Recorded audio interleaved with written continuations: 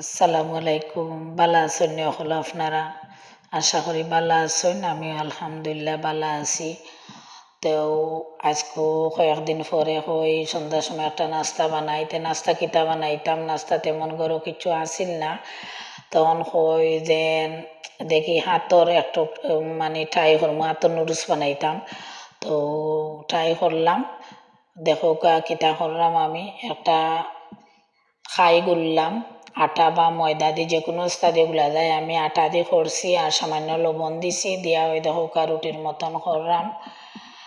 ওই প্রতিদিন তো আর নুডলস বাজার থেকে কিনে আনিয়া বানানি হয়, আজকে নিজে তো ট্রাই করি, দেখা যাক কিলা লাগে।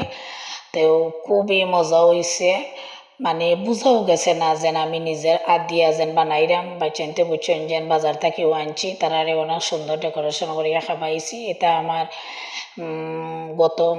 গত দিনের ভিডিও, এটা সন্ধ্যার সময় করছি, আজকে আপনার লগে শেয়ার করলাম। ওই দেখো মাশাআল্লাহ কত সুন্দর নুডলসগুলা হয়েছে, খুবই জর্জরা এবং সফট। এই নুডলসগুলো আবার সিদ্ধর দেওয়া লাগতো না, সিদ্ধর কোনো বেজালি কেন নাই। ওই দেখো অনেক সুন্দর করিয়া আমি নুডলসগুলো কাটছি, বাক্কা সময় লাগছে, অতটা তো আর দেখানি সম্ভব নয়, আপনারা একলগে দেখাইলিরাম।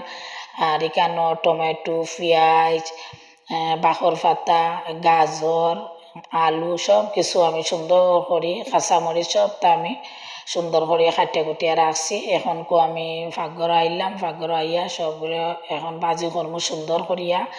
ওই দেখো তেল ডাললাম,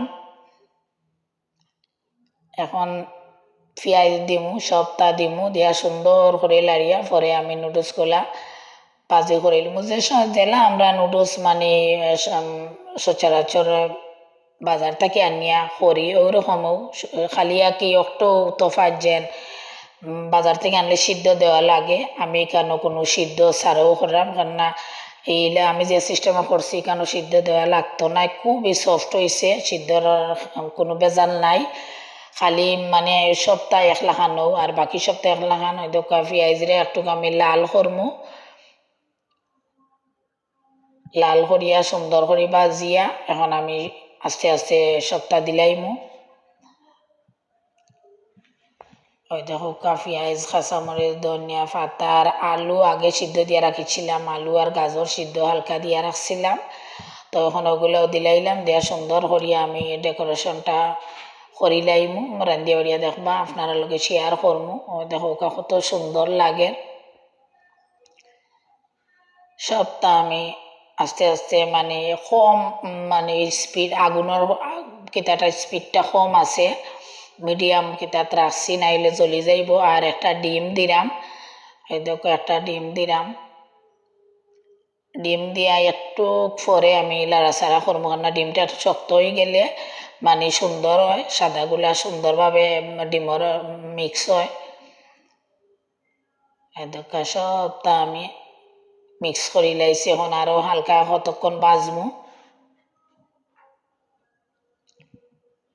এখন আমি আস্তে আস্তে নুডলসগুলা দিলাইরাম। ওই দেখো কি জোর আমার নুডলস হয়েছে, মানে বুঝাও যান না যে নুডলসগুলা যেন আমার নিজের হাতে তৈরি করছি, লাগের বাজার থেকেও কিনে আনিয়া সিদ্ধ দিছি, এরকম অবস্থা।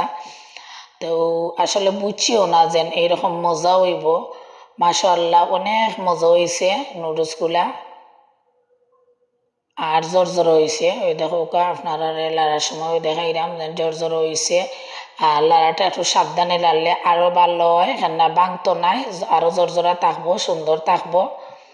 এখন আমি কিছু বাখর পাতা, ওই দেখো বাখর পাতা সুন্দর কাটিয়ে রাখছিলাম, বাখর পাতাগুলা দিলাইলাম, আর একটু মজা হইব।